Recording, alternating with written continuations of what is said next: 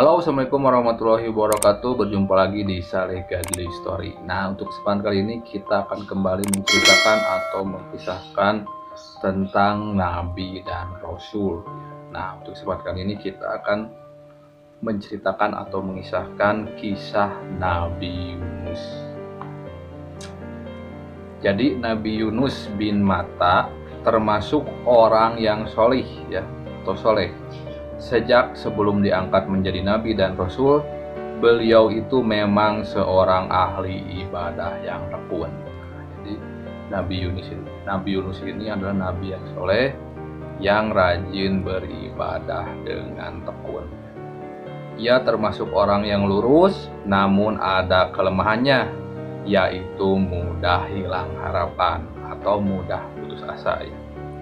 Ia telah mengajak kaumnya menyembah Allah dan meninggalkan penyembahan terhadap berhala, meninggalkan kemaksiatan dan kedurhakaan. Namun di antara sekian banyak kaumnya itu hanya 2 orang yang mau mengikutinya. Jadi pokoknya dia itu putus asa ya. Dia sudah gimana mengingatkan ya kebaikan untuk menyembah Allah, tapi masih menyembah yang lainnya seperti berhala atau menyekutukan Allah. Dia juga menyuruh untuk meninggalkan kemaksiatan dan kedurhakaan, tapi bagaimana masih banyak sekali kemaksiatan dan kedurhakaan itu. Nah, hanya ada beberapa orang saja ya, dan itu hanya sedikit. Hanya 2 orang saja yang mau mengikuti Nabi Yunus ini ya, untuk ke arah yang lurus. 2 orang itu adalah Rubil dan Tanuh. Nah, jadi 2 orang ini bernama Rubil dan Tanuh. Rubil seorang yang alim dan bijaksana. Tanuh seorang yang tenang dan sederhana. Nah, ini ya. Oke, selanjutnya ya, Nabi Yunus meninggalkan kaumnya. Nabi Yunus mengancam kaumnya bahwa jika dalam tempo 30 hari mereka tidak mau insaf ya. Nah, Nabi Yunus ini mengancam kaumnya ya, ketika menyampaikan kebaikan atau bersama. Akhirnya Nabi Yunus pun memberi tempo ya kepada kaumnya itu selama 30 hari.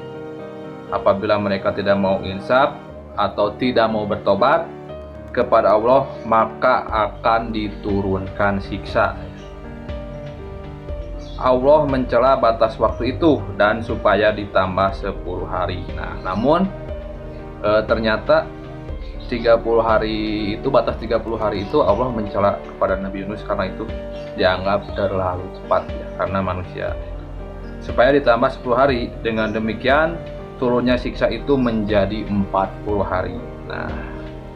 Nah, kemudian Nabi Yunus kembali kepada kaumnya untuk menyampaikan bahwa tenggang waktu bagi mereka ditambah 10 hari. Nah, setelah 30 hari itu selesai ya, masih belum ada yang mau bertobat ya, atau ke jalan yang lurus ya, atas ajakan Nabi Yunus. Akhirnya Nabi Yunus pun menyampaikan lagi bahwa ditambah lagi 10 hari. Nah, karena ini adalah perintah Allah Subhanahu wa Ta'ala. Nah, selepas 10 hari itu, jika masih belum ada lagi ya yang mau lurus atau yang mau merubah diri mereka ya ke jalan yang lebih baik, maka siksa pun akan datang. Tetapi kaumnya tetap ya pada pendiriannya dan tidak mau menggubris Nabi Yunus. Mereka malah berani menunggu datangnya siksa itu. Nah, ini nih orang-orang keras kepala ya, malah menantang ya. Mana siksa itu? Buktikan siksa itu. Nah, ini nauzubillahi min dzalik ya. Seperti ini orang-orang yang keras kepala, yang istilahnya tidak mau merubah ya dirinya. Nabi Yunus putus asa. Nah, akhirnya setelah itu Nabi Yunus pun akhirnya putus asa ya. Putus asa atas kebenggalan kaumnya itu. Ia pergi meninggalkan mereka. Akhirnya Nabi Yunus pun putus asa ya. Atau ya seperti itulah, putus asa, akhirnya pergi meninggalkan kaumnya itu, sudah tidak perlu lagi. Nah, setelah 40 hari yang akhirnya 40 hari itu selesai ya, tiba-tiba muncullah awan gelap di pagi hari. Nah ini awan gelap di pagi hari, apakah mau hujan atau apa ya. Bertambah siang, mereka melihat cahaya merah seperti api hendak turun dari langit. Mereka ketakutan, berbondong-bondong mencari Nabi Yunus, tetapi tidak ketemu. Nah seperti ini ya, setelah datangnya itu, ternyata ajab itu benar-benar ada. Mereka tidak percaya, padahal sudah diingatkan sebelumnya. Diberi tenggat 30 hari, tapi perintah Allah suruh ditambah 10 hari. Tapi mereka tidak menggubris, tapi setelah ada. Nah ini, penyesalan itu akan datang di akhir. Nah seperti itu ya. Jadi setelah diingatkan, tapi tetap keras kepala, nanti menyesalnya terakhir. Seperti itu. Mereka ketakutan ya, berbondong-bondong mencari Nabi Yunus, tetapi tidak ketemu. Dan tidak ada seorang pun tempat. Lalu mereka bertobat dan menjalankan ajaran Nabi Yunus, maka siksa tak jadi diturunkan. Nah inilah dia ya, karena mereka ada niatan mencari Nabi Yunus dan mau bertobat ya, niatan kemana-mana mencari Nabi Yunus. Kemudian mereka pun, inilah kasih sayang Allah Subhanahu wa Ta'ala. Lalu mereka bertobat dan menjalankan ajaran Nabi Yunus. Akhirnya menjalankan ajaran Nabi Yunus ke jalan yang lurus, maka siksa tak jadi diturunkan. Maka siksa ini atau ajab ini tidak jadi diturunkan ya, kepada kaum ini, karena ada niatan dari mereka untuk bertobat dan kemudian menjalankan lagi perintah kebaikan yang diperintahkan oleh Nabi Yunus alaihi salam. Oke, kita lanjut lagi ke cerita berikutnya. Nabi Yunus bingung ya, ketika di perjalanan tidak tahu harus pergi kemana. Tiba di tepi laut, ia menumpang sebuah kapal. Nah, akhirnya dia pun pergi ke sebuah laut dan menumpang ke sebuah kapal. Sebenarnya sudah banyak. Ketika tiba di tengah laut, kapal itu oleng dihantam ombak. Wah, akhirnya kapal itu oleng ya. Penumpang di kapal itu sebenarnya sudah banyak. Nah, Nabi Yunus tetap ikut menumpang ke kapal itu ya.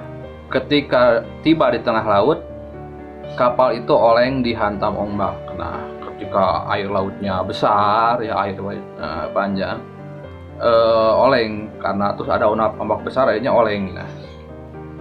Nah, akhirnya yang ada di sana supaya kapalnya tidak oleng ya, mereka membuang ya, dikurangi ya perbekalan mereka yang ada di perahu itu ya, di kapal itu, kapal laut itu. Perbekalan mereka dikurangi terus dibuang. Namun ternyata kapal itu tetap oleng setelah barang-barang atau perbekalan apapun ya yang terasa memberatkan kapal laut atau perahu itu, setelah dibuang-buang tetap saja kapal itu tetap oleng. Nah, akhirnya nahkoda kapal memutuskan untuk melempar salah seorang penumpang ke laut. Nah ini, jadi seperti ini, akhirnya harus ada satu orang atau satu manusia yang harus dilemparkan ke laut. Nah kemudian diadakanlah undian, terus diundi sebanyak 3 kali. Namun sayangnya ya, undian itu selalu Nabi Yunus yang keluar. Nah, sudah diundi beberapa kali, bahkan 3 kali, tapi selalu Nabi Yunus yang keluar, harus keluar ya, atau harus dibuang ke laut ya. Sudah beberapa kali ya, sudah dicoba. Yang pertama mungkin Nabi Yunus, oh jangan Nabi Yunus gitu, mungkin ada yang seperti itu.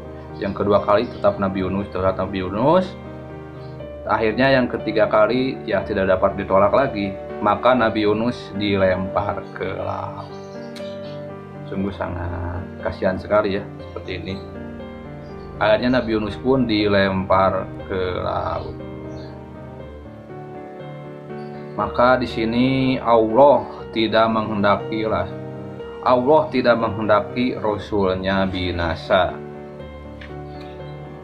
Akhirnya seekor ikan paus besar diperintah menelan Nabi Yunus. Nah, datanglah seekor ketika Nabi Yunus terlunta-lunta ya di lautan yang penuh ombak dan arus deras. Allah pun menurunkan ikan paus yang besar sekali ya. Allah memerintahkan ikan paus itu untuk menelan Nabi Yunus. Akhirnya Nabi Yunus pun ditelan oleh ikan paus itu setelah terlunta-lunta di lautan yang penuh ombak, penuh aliran yang deras ya. Nah, akhirnya ketika di dalam perut ikan itulah Nabi Yunus sadar akan kesalahannya telah meninggalkan kaumnya. Nah, ketika setelah di dalam ikan paus, Nabi Yunus pun merenung dan berpikir, ternyata ia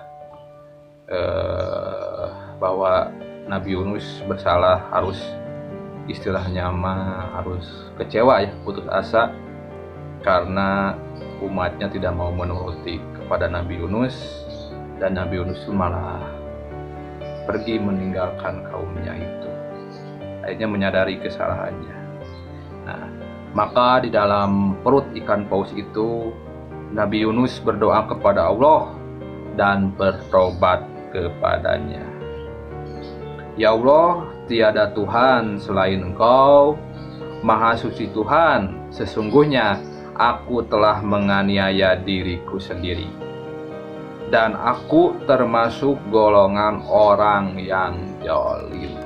Itulah dia ya, doa Nabi Yunus ketika bertobat di dalam perut ikan paus. Atas kesungguhannya dalam berdoa dan karena rahmat Allah, maka Nabi Yunus dikeluarkan dari perut ikan paus. Akhirnya ikan paus itu mengeluarkan Nabi Yunus atau memuntahkan Nabi Yunus kembali ya. Kemudian Nabi Yunus tiba di tepi pantai dalam keadaan sakit dan lemah. Nah, tiba di tepi pantai dalam keadaan sakit dan lemah. Setelah Allah mengembalikan kekuatan dan kesehatannya, maka ia segera kembali kepada kaumnya. Akhirnya Allah pun mengembalikan kekuatan dan kesehatan Nabi Yunus. Nah, itulah ya, meminta pertolongan kepada Allah, maka nanti pun Allah akan menyembuhkan kita. Jadi semuanya dari Allah. Ketika kita sakit atau apapun, berdoalah kepada Allah, mungkin itu adalah pengurang dosa kita. Tapi Allah pun yang membalikkan semuanya ya, yang membuat kita sakit ataupun sembuh. Tapi ketika sembuh, hendaknya kita berbanyak berbuat baik. Nabi Yunus pun akhirnya kembali kepada kaumnya. Ternyata akhirnya kaumnya itu menyambut kedatangannya dengan gembira. Nabi Yunus telah datang ya dari tepi pantai atau dari lautan. Tak kurang dari 100.000 orang telah diserbu Nabi Yunus untuk menyembah Allah. Nah gitu, jadi semakin banyak ya umatnya ini ya yang bertobat dan diampuni oleh Allah karena kesungguhannya untuk mencari Nabi Yunus dan bertobat kepada Allah. Karena kaumnya menurut dan bersedia diajak beribadah kepada Allah, maka Allah memberikan kelapangan dan ketentraman hidup dan kesenangan selama beberapa masa. Nah, itu dia ya. Maka Allah menambahkan rezeki, kelapangan, ketentraman hidup, kebahagiaan, kesenangan dalam beberapa masa selama masa kenabian Nabi Yunus alaihi salam. Wallahu a'lam. Nah, itulah dia ya, cerita atau kisah Nabi Yunus ini, terutamanya dengan sosok atau paus raksasa ini. Jadi cukup menarik sekali, semoga bisa menjadi inspirasi atau menjadi bahan renungan juga ya untuk kita semua untuk terus meningkatkan keimanan kita kepada Tuhan yang Maha Esa. Oke. Jangan lupa untuk terus mensupport ya channel ini agar terus berkembang dan terus rajin upload video-video bermanfaat yang lainnya seputar kisah, cerita, story atau apa itu. Sampai jumpa di video-video yang lain. Wassalamualaikum warahmatullahi wabarakatuh. Ciao.